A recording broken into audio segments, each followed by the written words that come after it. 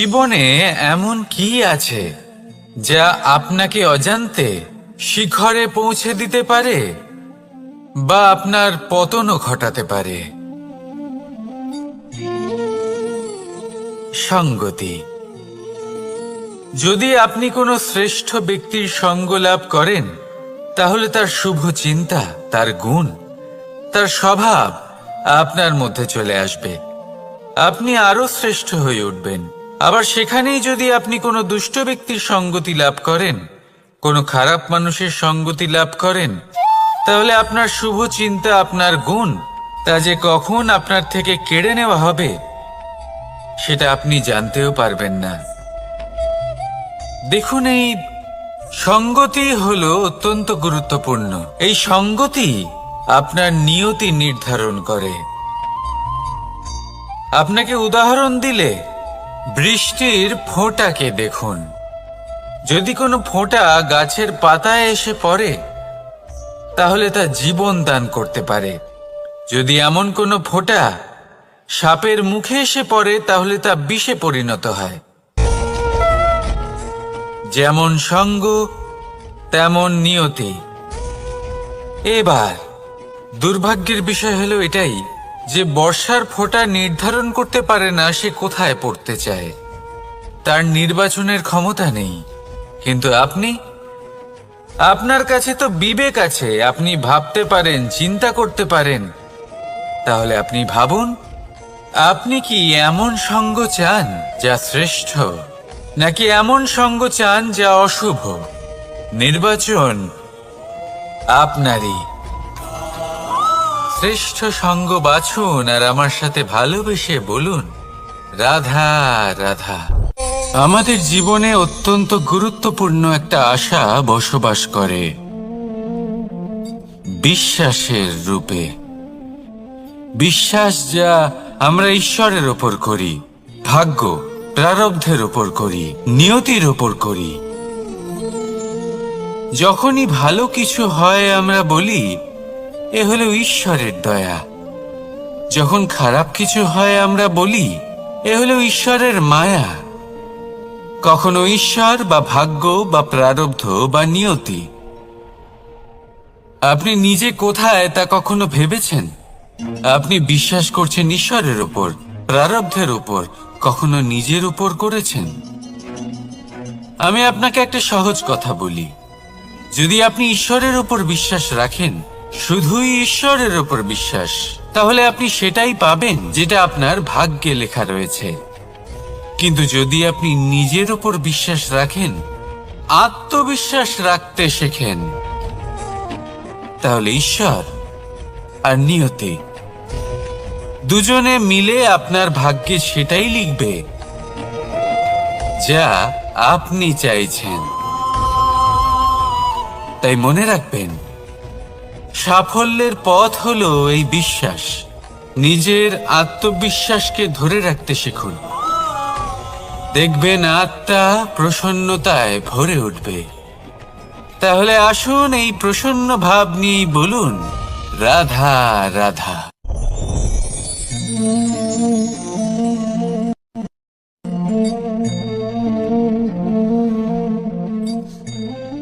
মুক্ত। এই মুক্তই সবাইকে মোহিত করে দেয়, নিজের দিকে আকর্ষিত করে।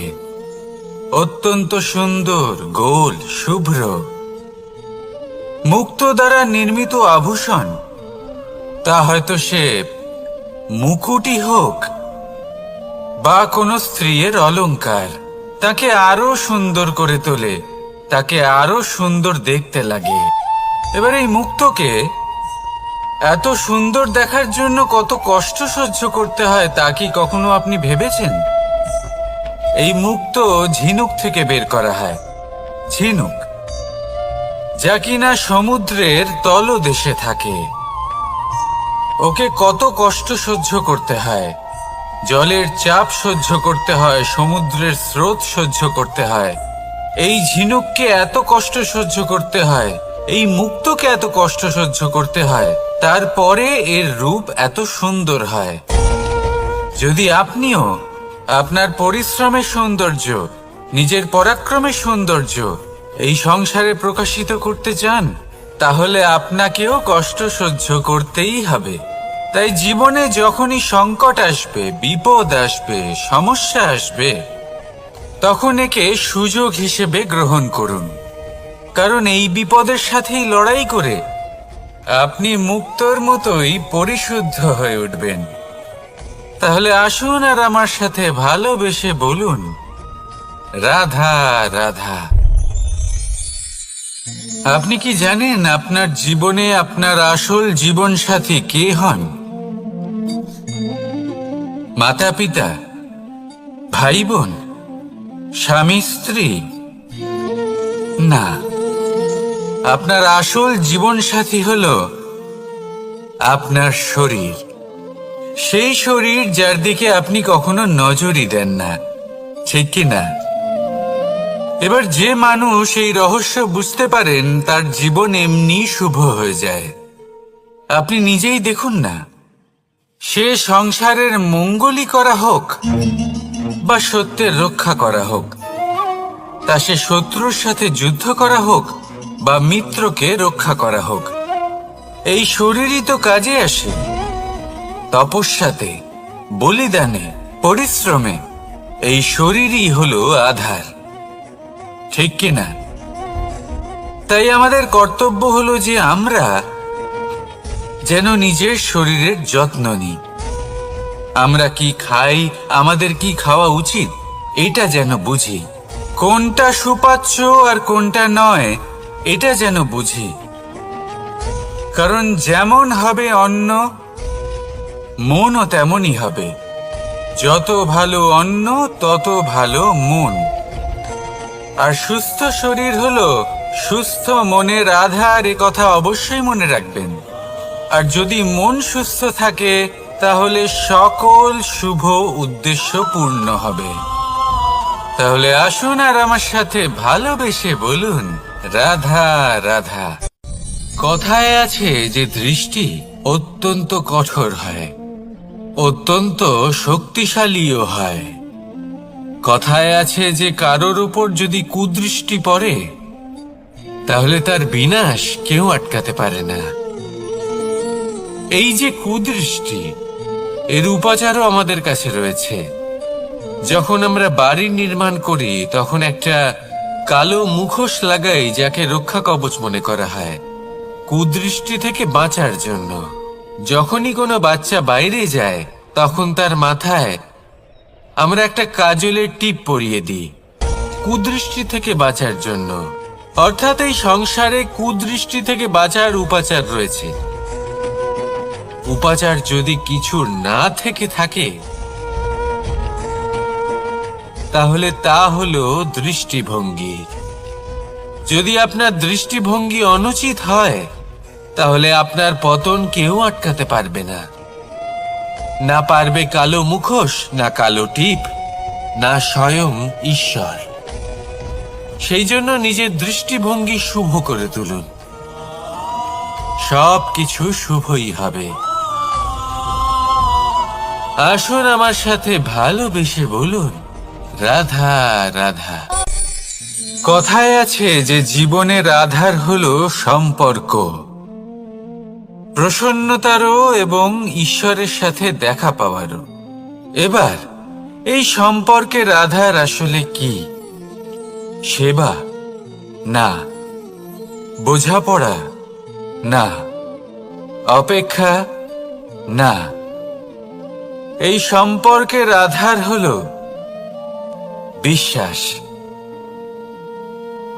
যদি বিশ্বাস ভেঙে যায়, তাহলে জেনে রাখবেন যে সম্পর্করূপী এই ভবন, এর ভিতই ভেঙে গেল।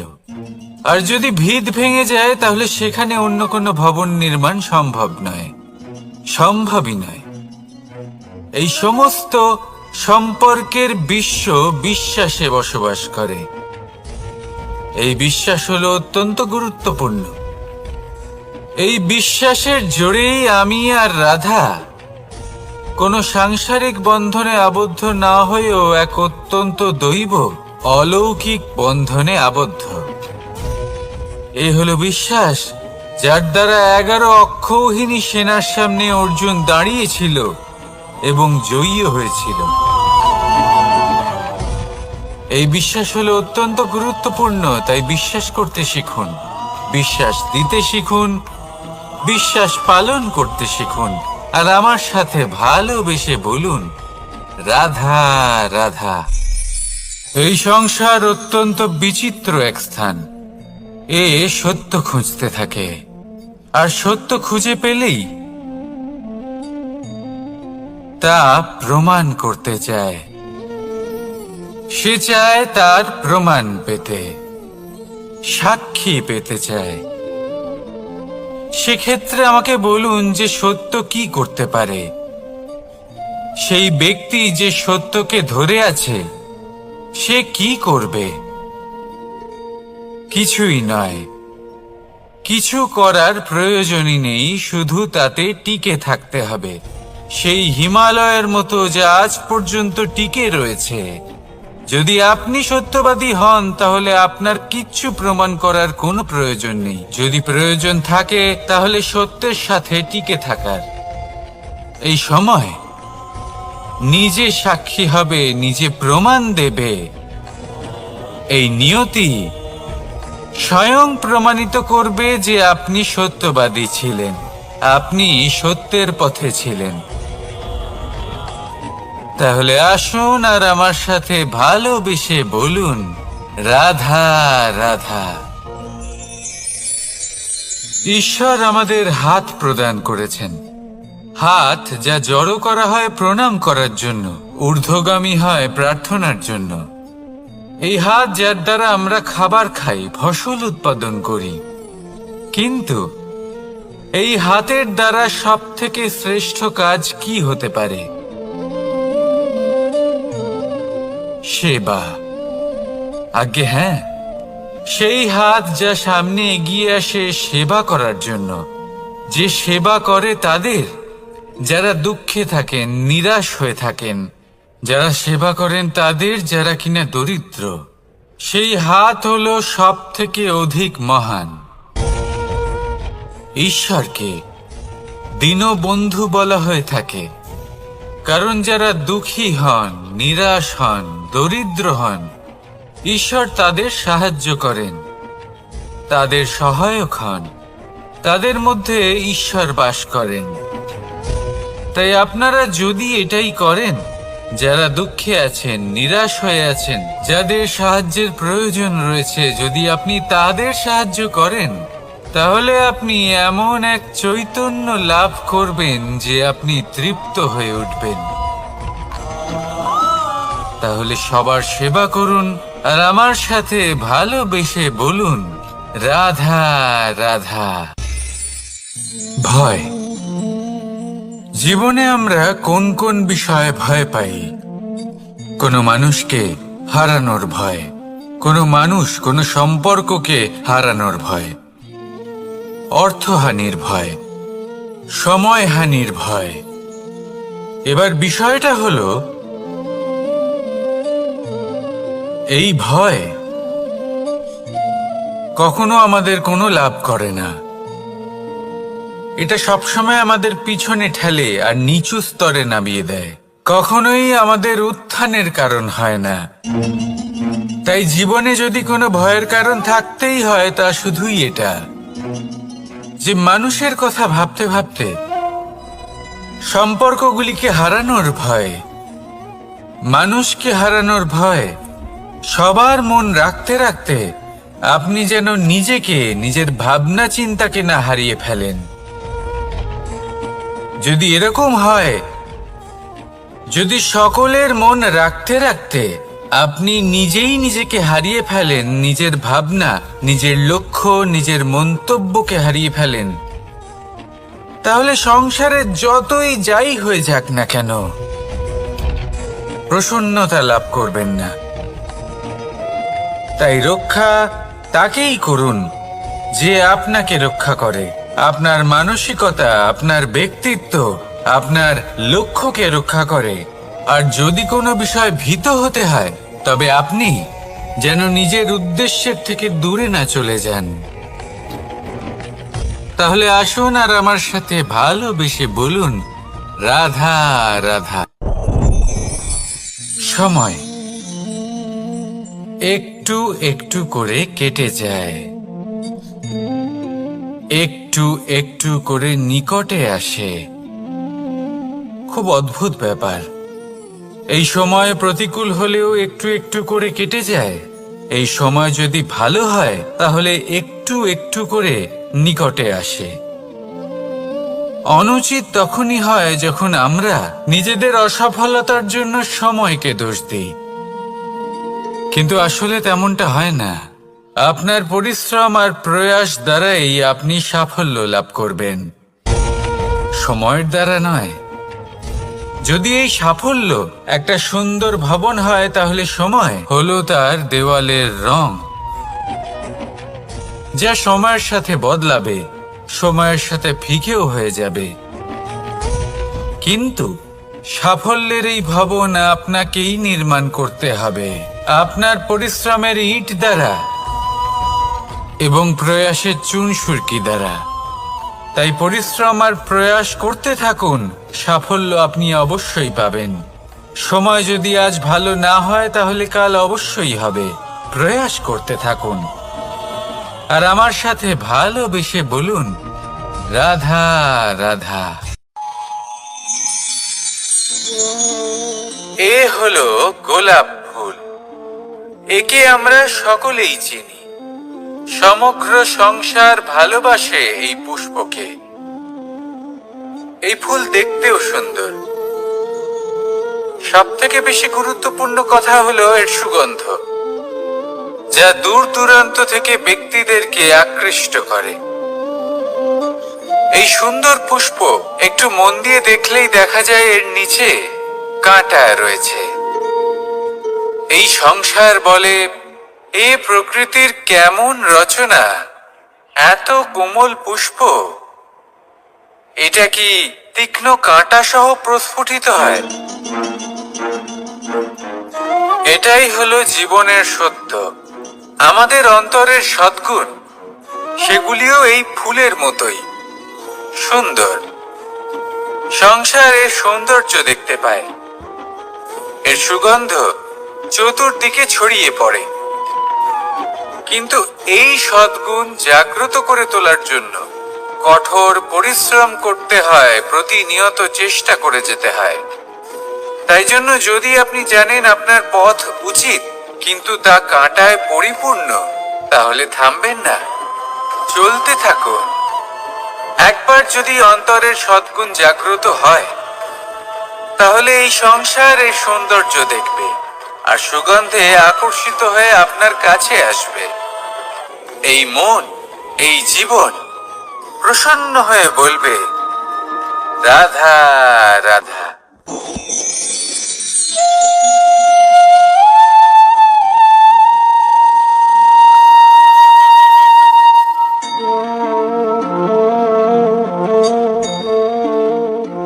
মোহনের বাঁশির এই সুর, এই সঙ্গীত কার না পছন্দ হয়? সবারই খুব ভালো লাগে। এবার এই সুর আসে কোথা থেকে? কেউ বলবেন কৃষ্ণের হৃদয় থেকে। সত্য কথা, এই সুর হৃদয় থেকে নির্গত হয় এবং প্রকট হয় এই বাঁশি থেকে।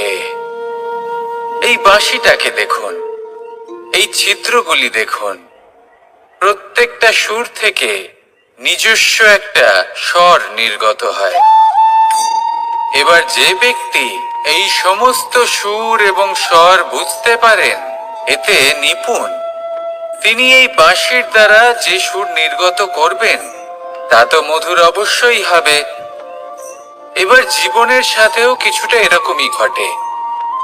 জীবনের কিছু নীতি থাকে, অর্থ, কুটুম্ব এবং আধ্যাত্মিক। যদি জীবনের প্রত্যেকটা মুহূর্ত সুখময় হয় এরকম আপনি চান, তাহলে এই তিনটি নীতিতে আপনাকে নিপুণ হতে হবে। কোনো একটি বিশেষ নীতির প্রতি যদি আপনি বেশি ঝুঁকে পড়েন, তাহলে বাকি দুই নীতি থেকে যা সুখ লাভ করা সম্ভব তা পারবেন না। ধন অর্জন করতে হবে, পরিবারের জন্য। পরিবারের সুখ মনের শান্তির জন্য। মনে শান্তির প্রয়োজন মনের শুদ্ধতার জন্য।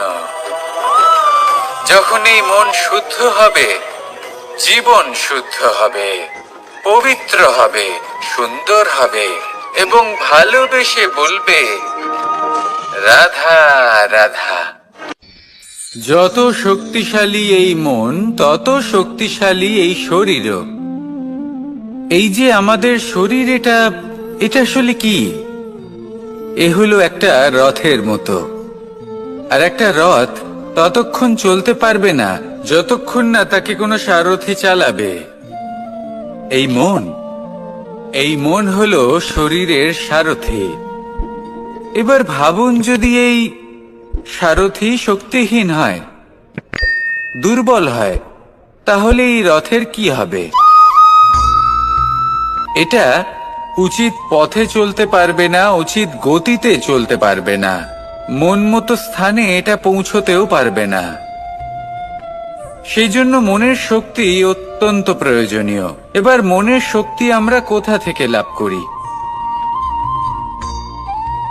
দৃঢ়তার শক্তি থেকে। এবার এই শক্তি আমরা কিভাবে বাড়াতে পারি?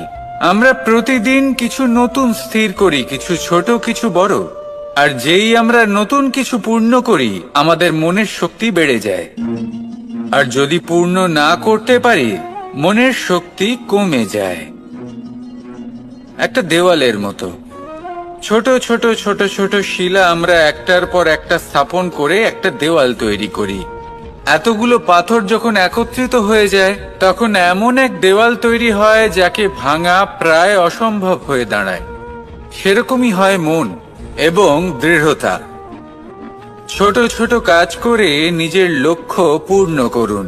এই লক্ষ্য যদি পূর্ণ হয়, তবে মনের শক্তি বাড়বে। কিছুটা এইভাবে যে যত বড়ই বিপদ আসুক না কেন, সেই বিপদ নিজে হার মেনে নেবে, কিন্তু আপনার মন ততটাই শক্তিশালী থাকবে। তাই মনের শক্তি বাড়াতে থাকুন, যাতে আপনি উচিত পথে চলতে পারেন, উচিত গতিতে চলেন আর মনোবাঞ্ছিত স্থানে পৌঁছতে পারেন।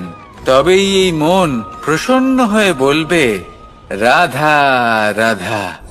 ওমা, কি আমি কখন থেকে এখানে অপেক্ষা করছি, হাত পেতে দাঁড়িয়ে রয়েছি, যাতে একটা ফল আমার হাতে এসে পড়ে এবং সেটা আমি খেতে পারি। কখন থেকে অপেক্ষা করছি, কিন্তু সেটা হচ্ছেই না। এবার আপনি বলবেন যে এসব কি বলছি, এ কি অদ্ভুত কথা বলছি। যদি ফল খেতে হয়, তাহলে আমাকে বৃক্ষে চড়তে হবে, ফলের কাছে পৌঁছতে হবে, তবেই তো ফল পাবো। এবারে এটা অত্যন্ত সহজ ব্যাপার, কিন্তু এই বিষয়টা আপনি নিজের জীবনের প্রসঙ্গে ভেবে দেখুন। লক্ষ্য কোথায় আছে আপনি জানেন, সেই লক্ষ্যে পৌঁছানোর পথ কি সেটাও আপনি জানেন, সেই পথে চলার ক্ষমতাও আপনার রয়েছে, কিন্তু তাও আপনি নিজের লক্ষ্য লাভ করতে পারছেন না। কেন?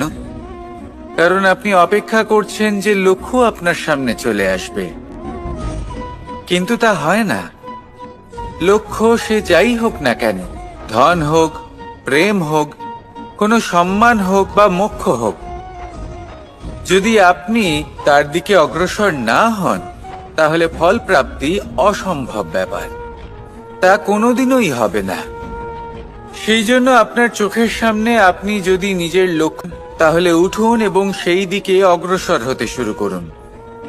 নিজের অন্তরের সকল অশুভ গুণ দূর করুন, অলসতা ত্যাগ করুন, অজ্ঞানতা ত্যাগ করে দিন এবং চলতে থাকুন।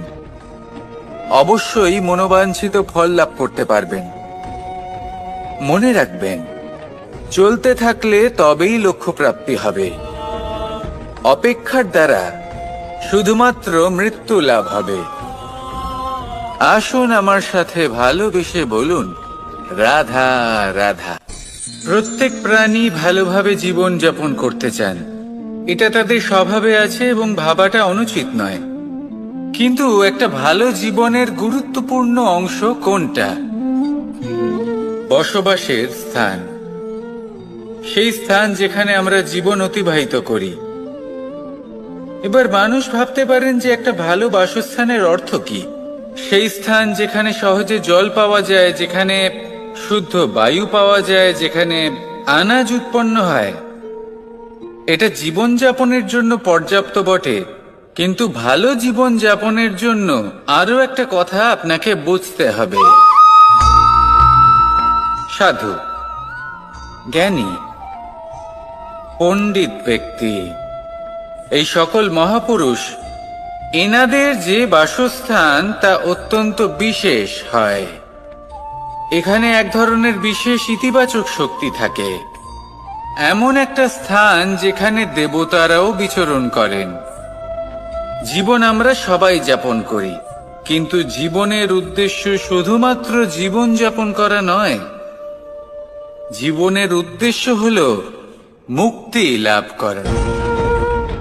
আর এই সকল সাধু, জ্ঞানী, পণ্ডিত ব্যক্তি, এই সকল মহাপুরুষ আপনাকে মুক্তির পথে নিয়ে যেতে পারেন, কারণ এরা হলেন সেই মহাপুরুষ যারা নিজেদের অন্তরের বিকার, অহংকার, ক্রোধ, বিদ্বেষ এই সকল দোষগুলিকে ত্যাগ করেছেন, এদের উপর বিজয় লাভ করেছেন। এমনই একজন ব্যক্তি আপনাকে মুক্তির পথে নিয়ে যেতে পারে। প্রয়োজন হলো শুধুই এনাদের চিনতে পারা, এদের কথা বুঝতে পারা এবং এদের দেখানো পথে চলা। যদি আপনি এটা করতে পারেন, তাহলে এই মন প্রফুল্ল হয়ে বলবে, রাধা রাধা। কখনো কোনো বাগানের কোনো বৃক্ষকে দেখেছেন যেখানে সুগন্ধি ফুল থাকে, রসালো ফল থাকে? তখন মন প্রফুল্ল হয়ে ওঠে, মন থেকে সেই বৃক্ষের প্রতি ভালোবাসা জন্মায়। কিন্তু যিনি বাগানের মালিক, শুধুমাত্র তিনিই জানেন যে কিভাবে এই বৃক্ষকে আগলে রাখতে হয়, কিভাবে তার পরিচর্যা করলে এতে সুন্দর সুগন্ধি ফুল হবে, রসালো ফল হবে। কখনো কখনো প্রয়োজনের থেকে বেশি রোদ পেলে এই বৃক্ষগুলি শুকিয়ে যায়, প্রয়োজনের থেকে কম রোদ পেলেও এই বৃক্ষ কিন্তু শুকিয়ে যায়। প্রয়োজনের থেকে কম জল যদি পায়, এই বৃক্ষ শুকিয়ে যেতে পারে। প্রয়োজনের থেকে অতিরিক্ত জল যদি পায়, তখনও এই বৃক্ষের শিকড়গুলি নষ্ট হয়ে যেতে পারে। এবার এটাই কিন্তু আমাদের সংসারের সাথেও হয়। আমাদের সংসারের সকল প্রতিভাশালী ব্যক্তি, যেমন লেখক, বিচারক, প্রবক্তা, যোদ্ধা, এদের সবার ক্ষেত্রে এই কথাটাই প্রযোজ্য। যদি বেশি প্রশংসা করা হয়, তাহলেও এরা হারিয়ে যাবেন। প্রয়োজনের থেকে বেশি যদি নিন্দা করা হয়, তখনও তারা নত হয়ে পড়বেন। তাহলে আপনি এদের রক্ষা করুন এবং নিজেদেরও। মনে রাখবেন একটা কথা, জেনে রাখুন কখন কোন নিন্দায় আপনি লজ্জিত হবেন না, আর কখন কোন প্রশংসার দ্বারা নিজের মধ্যে অহংবোধ জাগ্রত করবেন না। এই মন সুপ্রসন্ন হয়ে বলবে, রাধা রাধা। জল এ হলো জীবনের আধার পঞ্চতত্ত্বের মধ্যে একটি, আর অত্যন্ত বিশেষ। এর থেকে অনেক বড় শিক্ষা পাওয়া যায়। এই জল গন্তব্যের বিষয়ে এর স্পষ্ট ধারণা আছে, ও জানে ওর লক্ষ্য কি, আর প্রয়াস করে ততদূর সে পৌঁছেও যায়। এটি পর্বত থেকে বয়ে নিচে নেমে আসে, নদীর সাথে সমাহিত হয়ে তার সাথে বয়ে চলে, চিরসবুজ বনানী গড়ে তোলে, প্রাণীদের তৃষ্ণা নিবারণ করে, সামনে এগিয়ে চলে, মানুষের সাথে মিলিত হয়। যারা একে বাঁধের মধ্যে বেঁধে রাখতে চেষ্টা করে, সে বন্দি দশাতেও থেকে যায়, মানুষের কল্যাণ করে। তারপর বাঁধ থেকে মুক্তি পেয়ে এগিয়ে চলে, কোথাও ধাক্কা খায়, কোথাও বাধা পড়ে, কোথাও যদি পথ খুঁজে না পায়, তাহলে পথ খুঁজেই নেয়, আর যেখানে পথ থাকে না সেখানে পথ বানিয়ে নেয়, আর শেষ পর্যন্ত নিজের লক্ষ্যে পৌঁছেই যায়, অর্থাৎ সমুদ্রে গিয়ে সমাহিত হয়ে যায়। আমাদেরও কিছুটা এরকমই হয়ে উঠতে হবে। যেখানেই যাবেন সকলের কল্যাণ করুন, সামনে এগোন। আপনি কোথাও পড়ে গেলে, ধাক্কা খেলে আঘাত লাগবেই, উত্থান পতন লেগেই থাকে। সামনে এগোতে থাকুন। কোথাও পথ না পেলে তা খুঁজে নিন, কোথাও পথ না থাকলে তা বানিয়ে নিন। নিজের গন্তব্যের কথা সব সময় মনে রাখুন। শেষ পর্যন্ত নিজের মোক্ষ লাভ আপনি অবশ্যই করবেন। আর আমার সাথে ভালোবেসে বলুন, রাধা রাধা।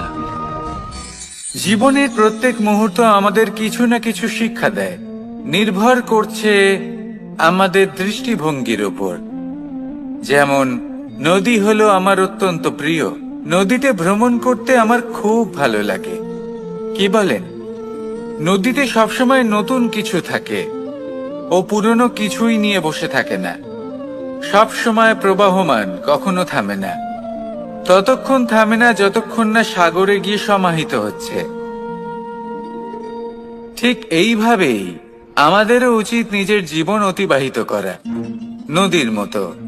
প্রত্যেক মুহূর্ত নতুন, তাই সেইভাবেই জীবন যাপন করুন।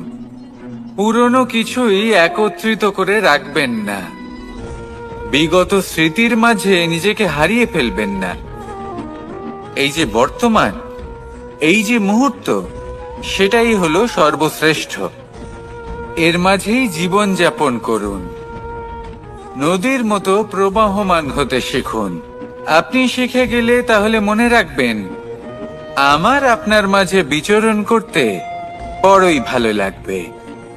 যে ব্যক্তি আনন্দের সাথে জীবনের প্রত্যেকটা মুহূর্ত অতিবাহিত করে কোনো চিন্তা ছাড়াই, প্রবাহমান হয়, কখনোই থামে না, যতক্ষণ না মুক্তি লাভ করছেন, এমন ব্যক্তির মধ্যেই রাধা কৃষ্ণ বসবাস করেন। তাহলে আসুন আমার সাথে ভালোবেসে বলুন, রাধা রাধা। সূর্যের প্রকাশ অন্ধকারকে দূর করে দেওয়া সেই মহানায়ক। এই সূর্যের প্রকাশ যখন পৃথিবীতে এসে পৌঁছয় কি হয়? এই পৃথিবী জেগে ওঠে, প্রত্যেক প্রাণী জেগে ওঠে, মানুষ জেগে ওঠে, নিজের কর্ম করেন, জীবন যাপন করেন। এই ঘুমের মৃতপ্রায় স্থিতি কাটিয়ে উঠে জীবন যাপন করতে শেখেন। এটাই হলো প্রভাব সূর্যের প্রকাশের। এবার এই প্রকাশ যে সূর্যের থেকে পাই, তিনি কি করেন? তিনি নিজেকে জ্বালান আমাদের জীবন প্রদান করার জন্য। প্রত্যেকটা মুহূর্ত তিনি তাপ সহ্য করেন, আমরা যাতে সেই প্রকাশ লাভ করি। এটাই হলো জীবনের সারমর্ম। যদি আপনিও এই সংসারে প্রকাশ ছড়িয়ে দিতে চান, তাহলে আপনাকেও তপ্ত হতে হবে, নিজে জ্বলতে হবে, সেই কর্ম করতে হবে যেটা কঠিন হতে পারে কিন্তু আসলে শ্রেষ্ঠ। তবেই এই সংসারের সেবা করতে পারবেন, সংসারকে পথ দেখাতে পারবেন। নিজের অন্তরের প্রকাশ জাগ্রত করুন, তবেই সেই সকল ব্যক্তি যারা পাপের অন্ধকারে নিমজ্জিত হয়ে আছেন তারা জাগ্রত হবে। সেই সকল ব্যক্তিকে জাগিয়ে তুলুন, প্রেরিত করে তুলুন সুখী হওয়ার জন্য যারা সুখী হতে পারছেন না। সেই সকলকে প্রেরিত করুন সাফল্য লাভের যারা সফল হতে পারছেন না। নিজের অন্তরের সূর্যকে জাগ্রত করুন, চারিদিকে শুধু প্রকাশই প্রকাশ হবে, জীবনই জীবন থাকবে, আনন্দই আনন্দ থাকবে, আর এই মন বারবার প্রসন্ন চিত্তে বলে উঠবে, রাধা রাধা। আজ আমরা দুই ধরনের ব্যক্তির বিষয়ে কথা বলবো। প্রথম জন হলেন যে প্রয়োজনের থেকে অনেক বেশি পরিমাণ ধন উপার্জন করে থাকেন। তার কাছে ততটা ধন থাকে যতটা তার প্রয়োজনও নেই, তারপরেও আরো ধন উপার্জন করতে চেষ্টা করতে থাকেন। সকল সম্ভব চেষ্টা করেন, সকল সম্ভব কর্ম করেন, তা সে উচিত কর্ম হোক বা অনুচিত, তাতে তাদের কিছুই যায় আসে না। তারা শুধুই এই সংসারের সকল সুখ ভোগ করতে চান, সকল স্বাচ্ছন্দ্য লাভ করতে চান। আজীবন তারা প্রচেষ্টাই করতে থাকেন। এবার এই করতে গিয়ে তারা ভারাক্রান্ত হয়ে সমস্যার সম্মুখীন হন। এনাদের সমগ্র জীবন এই চেষ্টাতেই চলে যায়, জীবন যাপন করার বদলে। অন্যদিকে আরেকজন ব্যক্তি, যিনি জানেন তার প্রয়োজন কতটুকু, আর শুধুমাত্র সেই পরিমাণ ধন অর্জন করেন, তার থেকে বেশি একটুও নয়। উনি যদি দুবেলা খেতে পান, মাথা গোজার ঠাঁই পেয়ে যান, সেটাই পর্যাপ্ত। তাতেই তিনি আনন্দে জীবন যাপন করেন, না কোনো বৃথা চিন্তা করেন, না কোনো বৃথা কষ্ট করেন। এবার আমি আপনাদের জিজ্ঞেস করব, এই দুই ব্যক্তির মধ্যে আপনি কোন ব্যক্তি হতে চাইবেন? বেশিরভাগ মানুষ এটাই বলবেন যে আমরা সেই দ্বিতীয় মানুষ হতে চাই যারা সন্তুষ্ট। কিন্তু যদি মন দিয়ে দেখেন, আপনিও সেই কর্মই করছেন যা প্রথম ব্যক্তি করেন। আপনারা সবসময় চেষ্টা করে চলেছেন, এটাও লাভ করতে হবে, ওটাও লাভ করতে হবে, আমার এটারও প্রয়োজন, ওটারও প্রয়োজন। আপনি অনেক কিছু লাভ করেছেন, কিন্তু প্রশ্ন এটাই যে আপনার কি সেই সবকিছুর প্রয়োজন রয়েছে? এর উত্তর আপনার অন্তর্মনে রয়েছে। আপনার মন জানে যে আপনার প্রয়োজন কতটুকু। সেখানে গিয়ে দেখুন। সন্তুষ্টি মানুষকে আনন্দ দেয়। মানুষ যতটা সন্তুষ্ট হবে, ততটাই সে আনন্দ লাভ করবে। এবার আপনাকে এই সিদ্ধান্ত নিতে হবে যে আপনি কখন আর কোথায় সন্তুষ্টি লাভ করবেন, কত কিছু লাভ করার পরে সন্তুষ্ট হবেন। এই উত্তর আপনি মন থেকে পাবেন। এই সমাজের চাহিদায় জড়িয়ে নিজেকে বিভ্রান্ত করবেন না। নিজের অন্তরের এই মিথ্যে অহংবোধকে প্রশ্রয় দিতে গিয়ে যদি আপনি এরকম প্রয়াস করতে থাকেন, তাহলে জীবনযাপন কখন করবেন? থেমে যান, শান্ত হয়ে যান, নিজের অন্তর্মনে নিমজ্জিত হয়ে দেখুন যে সন্তুষ্টি কোথায়। এই সন্তুষ্টি লাভ করুন। এই মন প্রসন্ন হয়ে বলবে, রাধা রাধা। ক্ষমা একটা অত্যন্ত সুন্দর শব্দ, আমার খুব প্রিয় শব্দ। কিন্তু এই ক্ষমা কখন আর কিভাবে প্রয়োগ করতে হবে সেটা বোঝা প্রয়োজনীয়। এক, যদি আপনি কোনো অন্যায় করেন আর ক্ষমা না চান, ক্ষমা প্রার্থনা না করেন, ক্ষমা চাওয়া থেকে এড়িয়ে যান, তাহলে তাতে আপনারই ক্ষতি হবে। কিভাবে? ক্ষমা না চাইলে মনের মধ্যে অহংকার জাগ্রত হয়, আর অহংকার তো প্রকৃত অর্থে আমাদের ক্ষতিই করে। দুই, কেউ যদি অপরাধ করেন, আপনার থেকে ক্ষমা না চান, তাহলে তাকে ক্ষমা করবেন না। ক্ষমা হলো অত্যন্ত অমূল্য, আর না চাইতেই কাউকে ক্ষমা দান করা এটা উচিত নয়। তিন, যদি কেউ আপনার সাথে অনুচিত কিছু করেন, অপরাধ করেন, আর আপনার থেকে ক্ষমা চান, তাহলে তাকে ক্ষমা করে দিন। তাতে আপনার অন্তরের করুণাবোধ জাগ্রত হবে, প্রেম জাগ্রত হবে, আর তা আপনার জন্য শুভ হবে। চার, যদি আপনি নিজে কোনো অপরাধ করেন, তাহলে অবশ্যই ক্ষমা চাইবেন। তাতে আপনারই লাভ হবে। কিভাবে? সামনের ব্যক্তি আপনাকে ক্ষমা করুক বা না করুক, আপনার অন্তরের অহংকার ক্ষীণ হবে, আর এই মন আরো নির্মল হয়ে উঠবে। এই ক্ষমা অত্যন্ত অমূল্য। ভেবেচিন্তে একে ব্যবহার করুন, আর আমার সাথে ভালোবেসে বলুন,